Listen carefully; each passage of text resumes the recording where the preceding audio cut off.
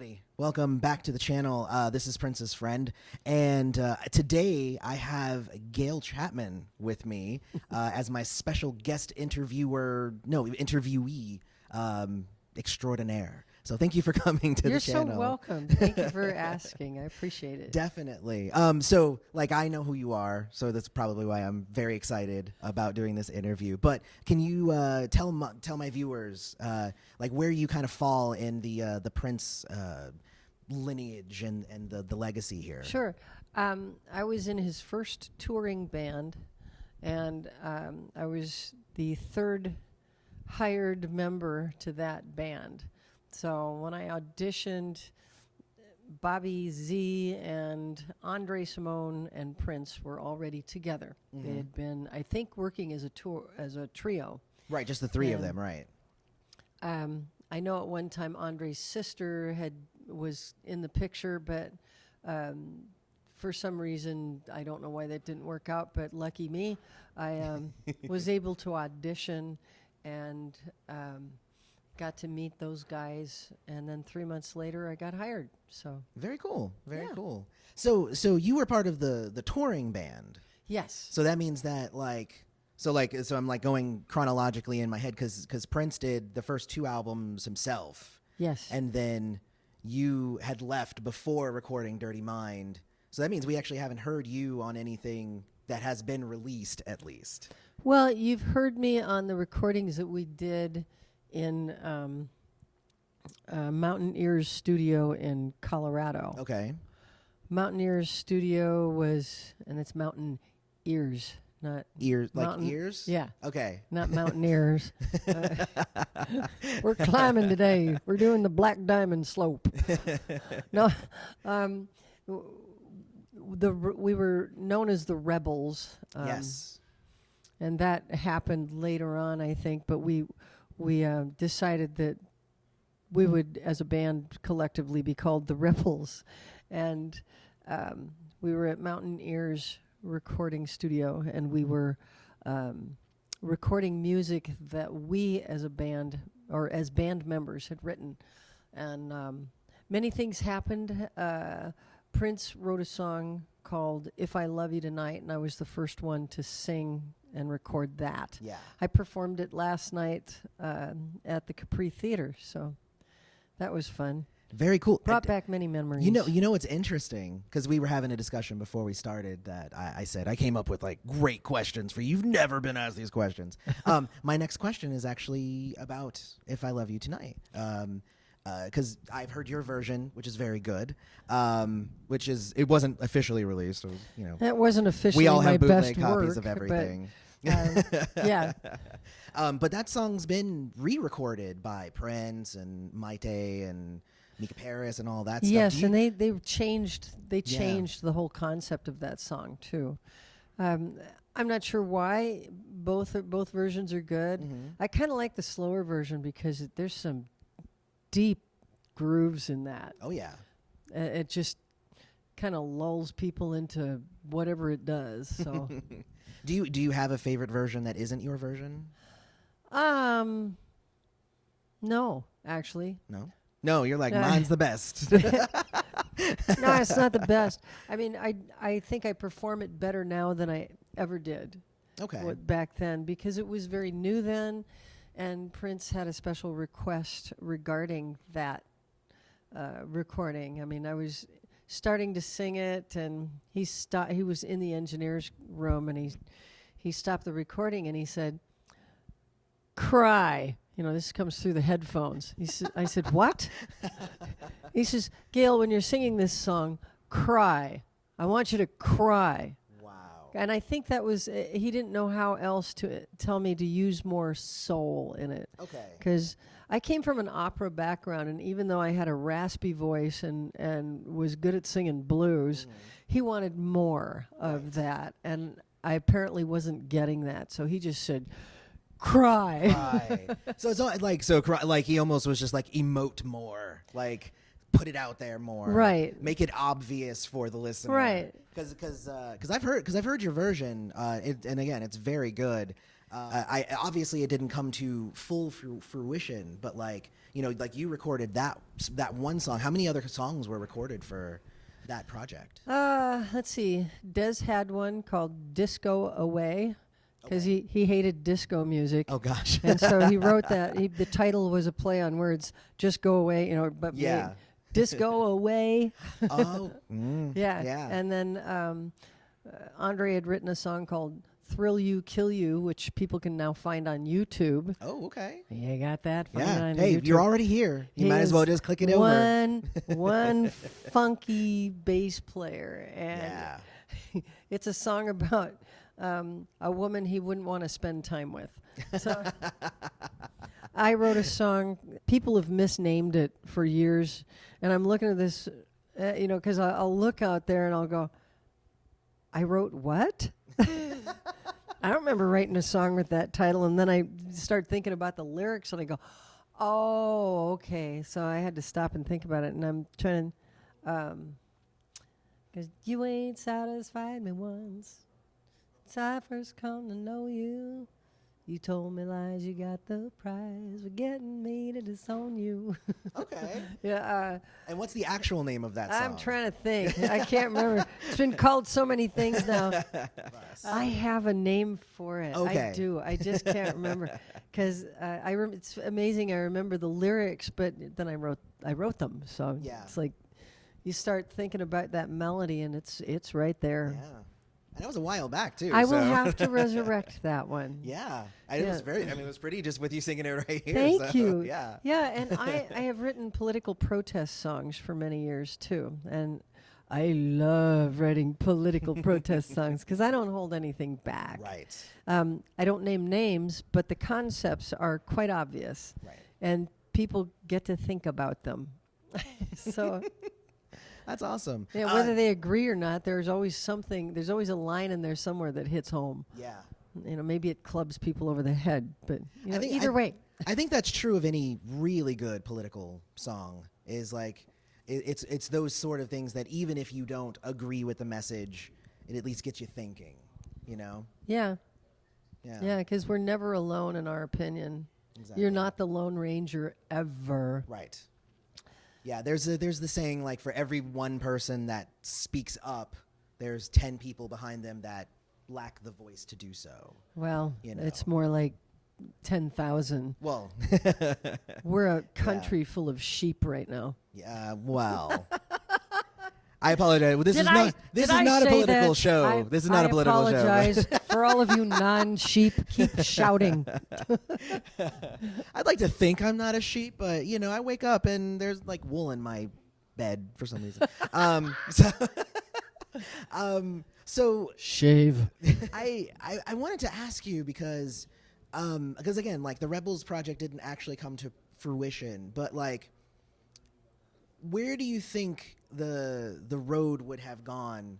Like, where do you think we'd be today if the Rebels had actually come? Like, if Prince had not done Dirty Mind and instead the next album was the Rebels, like, where do you think that would have led in terms of like where we are now versus where we could have been? I have no idea. I mean, Prince changed as much as his hairstyles in his directions. I might have stayed longer. Yeah. I know that I know that there's all kinds of reasons out there why I left, but I think part of it was I was doing small parts and I really wanted more. It was fun to dress up and get your hair done and wear costumes to work every day. But, well, I mean, it was. Yeah. And get paid to do it because that's what garners attention, you know. Entertainment is not just what you're hearing, it's what you're looking at. Definitely. I mean, and Prince mastered that. Yeah. Because I'm not just a keyboard player. I'm a singer and I'm a guitar player. I left, I think, because I was, not that you asked me about this, but I left because I wanted to grow. I had more to do. And I think in looking back, my youth and inability to stay put a little longer played a part of that. Yeah. Well, thank you for segueing very nicely into my next question. Awesome. Which was, I've done a lot of research, and what I got from a couple of other interviews is where you kind of said the same thing, where you kind of left because, basically where you were was you were in this box and you were doing what Prince kind of wanted, and you needed to be bigger and you wanted to grow more, which I love. I love that, by the way. Did you find that voice, that growth? Like, where did you find that after you left? Well, life is a journey. I mean, after I left, I realized that I was on my own. Mm-hmm.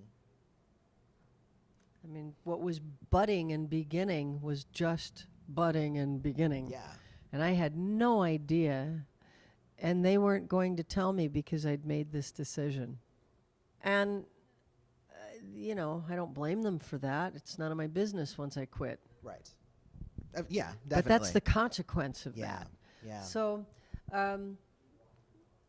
I had some growing up to do, and I worked jobs and played the part of a normal human being. I moved to New York City and had to put my blinders on because, as you know, if you've ever been to New York City, there's a lot happening on every corner of the street every single day. Oh, yeah. And it can make you late to work. So anyway, I spent a lot of time while I was living in New York City just practicing and earning a living or scraping by, whatever. And I have since developed this sense of working independently of corporate America, mostly because even though I have done that, I prefer the more entrepreneurial route. Yeah. I've done all right. I mean, right now I'm teaching piano, voice, and guitar. Right. And I am a realtor. Oh. All of which, you're working for yourself, but not by yourself. Right. Where do you work out of? Where can people contact you to buy a house? Boise, Idaho. Okay. And Southern Idaho in general. Listen, people. If you Southern want to buy a Idaho, house, if you want to buy a house, Gayle Chapman call here. me. Hit me up on Facebook. Definitely. I work with a company called Home Seekers of Idaho. Okay. See, we're all learning stuff here today. Yeah. Have you had the honor of teaching anybody that maybe has gone on to do something great, or anybody that you would like to highlight? Red light something. What are they?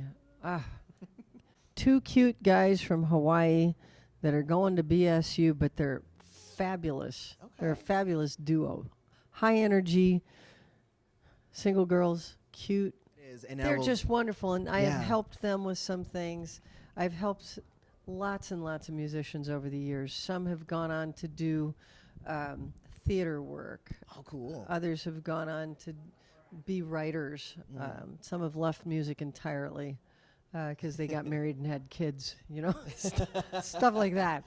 Because I was at your panel yesterday, Yes. and there were a couple of things that I would love for you to maybe elaborate on. Okay. From that discussion. So Okay. these weren't in my question notes that I wrote last week for you. These were ones I wrote yesterday. Okay. So I think the first one was so there was the Capri Theater performance where there was where everything kind of went to hell here. It's interesting because from what I've heard, a lot of that went poorly because you had Andre and you had Prince and you had Dez, and they like to be overzealous on the stage and kind of going everywhere and jumping around and going crazy. But how do you feel your performance was at that night? Well, I was surrounded by keyboards. So as a keyboard player in the band, there's only so much moving around you can do. True. And jumping around. And those guys were supposed to be front men. It was Of all course. about Of course. the energy and the entertainment, because all of our examples up to that point were the rock groups like Def Leppard and Steven Tyler and Aerosmith, you know. And who's the other one? The guitar player and blonde singer, high energy. Van Halen. Yes, Van Halen. I mean, we didn't have any mixture of black and white necessarily with the same kind of high energy, badass rock and roll stuff. So we needed, we thought having 3 blacks and 3 whites in the same group would be an integral part of that program, which is why Prince I chose that, and we're all in kind of agreement with that. I don't remember any bad blood between the 3 of them doing what they did on stage, but because they were attempting to work together and not run into each other, you know, because every stage is different in its size. Yeah.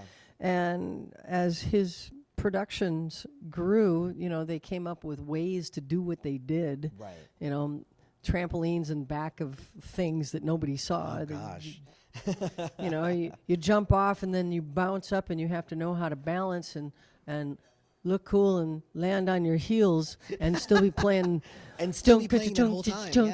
Chunk, right? You know. Oh my gosh. Yeah. I mean, no wonder his feet hurt. Right. He's a wonderful interviewee, by the way. I promise not to pick my nose. Well, let's do it together.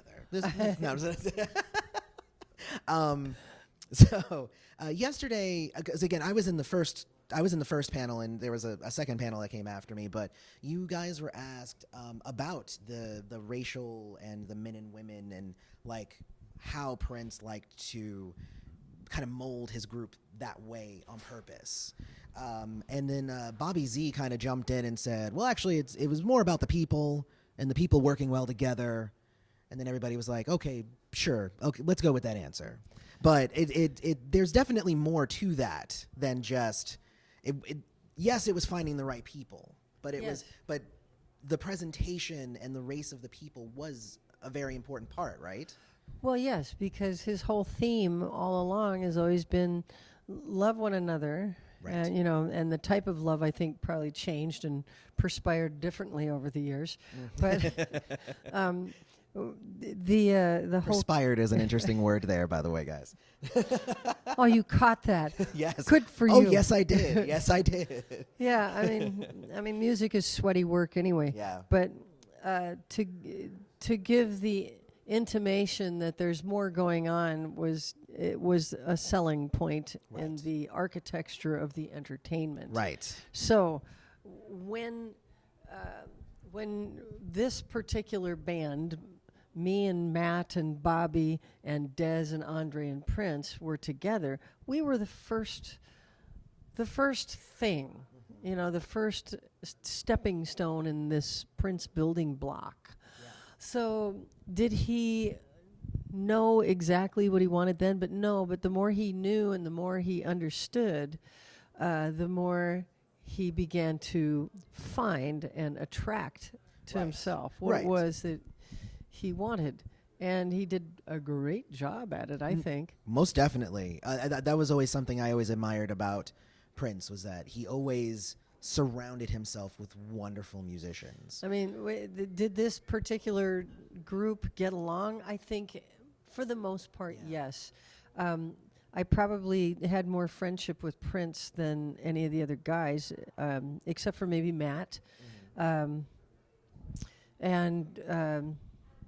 I don't know why that is, but I think part of it, too, is just part of youth played a big part. And Bobby said this a lot yesterday, and I think it's true. We were young. Right. We were very young. We were still under the molding impressions of our parents and learning to break free of that and say, well, Mom and Dad aren't here. And nobody says that. But, you know, when you're in your late teens and early 20s, you know, you're still fighting and busting loose of that as you make your own life. Right. And part of that process is making some poor decisions along the way, definitely. Yeah. So, well, you know what the interesting thing is from that band that had, you know, black and white, and it was an interesting mix.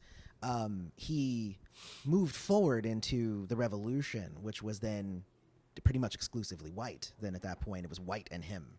And then after that, Well, then, yeah. and then after that, he mostly Am had I black almost or an white? entirely black group too. Yeah. You know, so like, is there like, were you kind of like watching and like seeing kind of how he was kind of flowing, and like, do you have any thoughts on like maybe some theories maybe behind why he would go in one direction or another or anything like that? Inspiration is a momentary thing, Yeah. but inspiration can offer ideas that you plan for other events. Yeah. And, plans can often be worthless, but the planning is, the planning cannot be downplayed. Right. Right. So in the process of maybe going this way, it kind of spread out a little more. I mean, there was some extremism. There Yeah. were points of extreme that were obvious to me because he was in entertainment. He had access to whatever he needed because he was making money for people that would just throw it at him and say Right. yes. Yeah, of course. Yes, by all means. Oh, if you can get away with that and sell it, And there were people that probably tried to curb him over the years, but he curbed himself. Yeah. So I think there was, during that period of growth, initially he was then making more mature and better decisions. So his business decisions were also improving. Yeah. So that went along with his artistic design and the things that he was thinking about. Yeah. He has a line in one of his songs, which is, you would have never drank my coffee had I never served you cream, which in my opinion is basically saying like, I made sure that I appealed to the white audience up front so that then I could bring in the funk in the back end. You know what I mean? He was always a rock guy, though. Yeah. I mean, the basic premise for his original stuff was, and it's what caught my attention in listening to the For You album, was it was rock. It was yeah. boom, on the one, boom. Mhm. It's like nobody, everybody wanted to diddle up with paradiddles in the middle, and it's like, no, don't yeah. mess it up. No, I've always heard from other people who have interacted with Prince, former collaborators or friends or whatever, that like he was really always good at keeping in touch with the people in his life. And like even after like he fired the Revolution, like he still would call them and be like, hey, what's up? Really? Yeah. Did you ever get any of those kinds of calls from Prince? Like to No, just check up on you? I don't know if I heard him or if, when I quit or what, but he did tell me what he told everybody, what he tells everybody else or told everybody else was, and I was the first one that quit. So Right. Yeah. this was the first time he probably said it. He said, if you ever need help with anything, please let me know. I said, okay, thank you. I so appreciate that. And that was the end of that. But, how do you get a hold of somebody like that? You don't. I could have called Paisley Park maybe and said, could you leave a message for Prince? Gayle's calling. Okay. Right? Like, no, life goes on. Yeah. And I made a decision and I moved on and lived my life, and I've learned a lot, and I think I'm turning some corners now where I'm definitely focusing more on getting out of teaching because I really don't want to teach anymore, but I am. Sorry, students, I love you. Do your homework.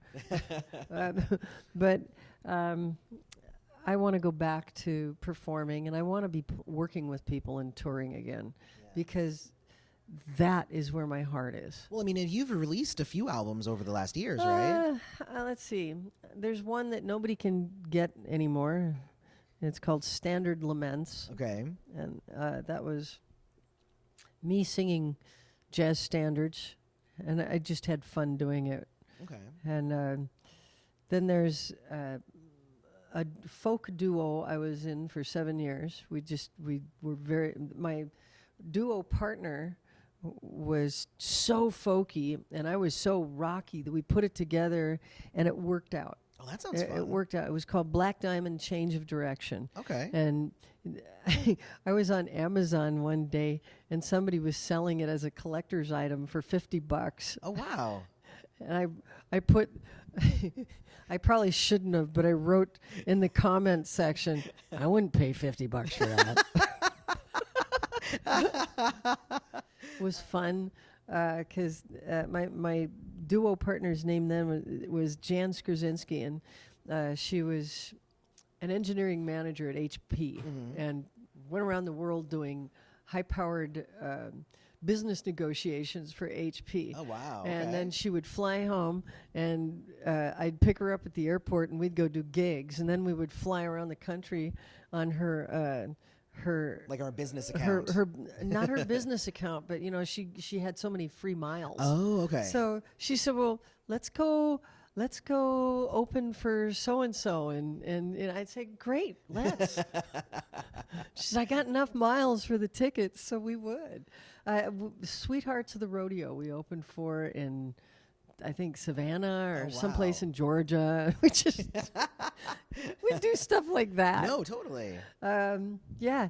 I also have worked with a number of different people. One of my favorites was Morris Pleasure. Morris Pleasure was the music director for Janet and Michael Jackson, and he's a wonderful horn player, bass player, keyboard player, drum player, Like all over the place. yeah. He's Prince, but in a different body and mind. And he also grew up with all the guys in Earth, Wind and Fire. So wow. he's just a badass player cat, and he's got a company called Water Sign Records. And one of my friends in Boise, who is an architectural engineer, whose name is Gentle Rouser. Hi, Gentle.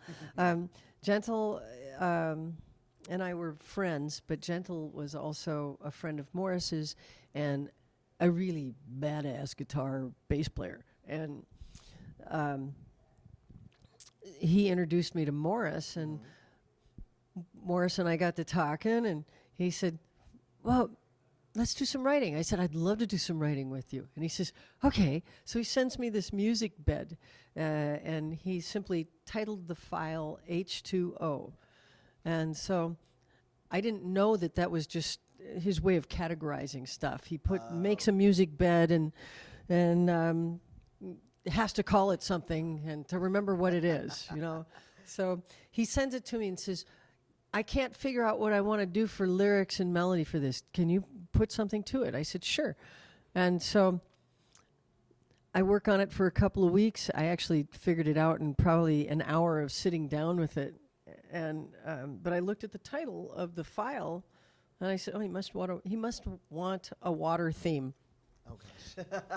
So I wrote the lyrics and the melody to H2O, and I sent it back to him a couple weeks later after recording it, and he says, "What'd you name it?" "It's great." I said, "Well, you called it H2O," so I kept the name and built it around that. Yeah. He goes, "Whoa." So that was cool. I went down and stayed with him and his wife and for about a week in 2005, I think. And that was just icing on the cake. Yeah. And he had his mother-in-law and some family members over, and I did all the cooking. I cooked chicken and vegetables. And So he sells houses, awesome cook, writes music. I Just do does love it to all. write, and I Does it do all. love to produce and arrange. I've been producing and arranging for a long time, and Okay. I help a lot of my students, or I have over the years, with producing and arranging their stuff. Some people who have absolutely no ability have absolutely wonderful lyrical ideas that come out in the rhythm of their lyrics. Okay. For instance, I had one man show up at my door who was, I think he's on the autism spectrum as an adult, but very high functioning. But he didn't know how to tune his guitar, but he could draw fine lines and buildings without a ruler, and make them so precise. He did like an entire map of a city with all the buildings in fine line pen drawings, and says, "Yeah, this is kind of stuff I like to do. I like this." And I said, "Great," but he was a master at rhyming. I mean, he thought of rhymes that. There's the endless rhymes, and I would tone it down a little bit, but some of it was great, and the rhythms that were produced just from those rhymes is where I would develop this idea, because he'd come up and say, he'd start doing, "I want a romance, ting, ting, ting, ting, ting, ting. I want to be with you, I want to be with you." You know, it's like, I'm listening to this going,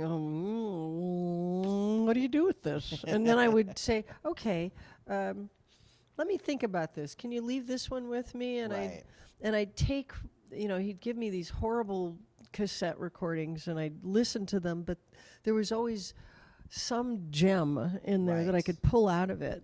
And then I would say, okay, this is what I was able to do with what you gave me. Is this what you were thinking? And he'd go, "Yeah, except for that part." I'm going, whoa. So what did you want with that part? And then I go back and restructure that, because, it was about a form of communication with somebody who really had no idea how to communicate that. So my son is actually autistic, so I know that that's what my puzzle tattoo is for. It's for my son. So so I understand that completely. Is it Asperger's, or? No, he's a little bit further on the spectrum than that, but a lot of it is very similar to what you kind of just said. Yeah. But it's really cool. That's really cool. That's very, very cool. What was your favorite Prince album or project or whatever that you didn't have any hand in? So, like, not the early years, but like, did you follow him throughout his whole career? Like, as a working person, I didn't have a whole lot of time to follow him. I mean, he had so much going on that to follow him I'd have, I may as well have stayed and worked. Instead, I was busy trying to make a living. Yeah. And well, follow less in the sense of like running around with the tour itself, but the things that I would catch, I think mostly were the things that were on television. He had one performance that totally bowled me over. He was wearing a gold suit and a hat, and Maceo Parker was there, and it was on, I think, the Dave Letterman show or something like that. Let's see which but one. It was just the funkiest ass thing I'd ever heard. I mean, it was brilliant, and I was like, woohoo! Actually, I think that's musicology. I think that was musicology. Was that it? Yeah. Yeah, it might have been, because whatever. Yeah, I think you're right. Yeah. And and then seeing him on the Super Bowl performance in the pouring rain. I mean, it's like, I know what that's like. I wasn't there, but I understand that, because when you are contracted to pull off a performance, you don't shy away just because the weather's bad. You do it. You just have to, right? And you help the electronics work. Yeah. Because that's not your job. Yeah, that was the thing that I was most worried about. I was like, it's raining. Isn't that going to like short circuit something? Well, they think that through. Yeah. They have to. I mean, I've had friends that have worked on the Olympic crews for the ski, so when they film the downhill stuff, and you actually hear the skis going by, that's not because they're out there holding microphones. Some of them are, but they actually embed stuff in the snow. Oh. I mean, all the way down the track. Oh, wow. And it takes them hours to set that crap up. So, yeah, that stuff. Again, well, I mean, crap isn't it's fine. Miles and miles of stuff that is apparently waterproof and works really well. Yeah. So obviously we're all here for like the celebration 2018, and we're on day 3 now. So what has been your favorite part so far, or what are you looking forward to for the next 2 days? I have really enjoyed meeting people, fans, people from all over the country and world, just hanging out with people, taking selfies, signing autographs, and just enjoying their stories, because they've come from a lot of places to share how they feel or how about how Prince made them feel. Yeah. I've really enjoyed being able to just listen to what comes from their heart. It's been a good experience for me. I didn't know anybody really knew that much about me. I began to get a glimmer of that probably 10 years ago when the internet really started to make news of everything and everyone. Because when I originally left Prince and moved to New York City, people would say, well, what have you been doing? I said, well, I toured with Prince for a couple of years. And they go, who? Never heard of him. I said, don't worry, you will. Oh. And you were right. But then, as time went on, I moved to Idaho. I've been in Idaho for 31 years. And people don't care what you did there. They probably don't hear either, but because there's a lot of day-to-day things that have to be done. But part of life is living life and doing what people do. Yeah. We all eat, we all get dressed, we all shower, we all shave, we all everything else. Most of us shower. Wash and if you don't have a dishwasher, you either eat off paper plates or you do the damn dishes. Exactly. Right? Exactly. That's actually hanging over my laundry room. It says it's either laundry today or naked tomorrow is what it says. The sign that hangs over my laundry room says, your gene pool could use a little chlorine.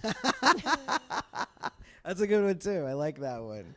Was there anything that you wanted to share that maybe I didn't ask? Because I think if I can help organizations bring attention to their causes, yes. Oh no, please do. Yeah.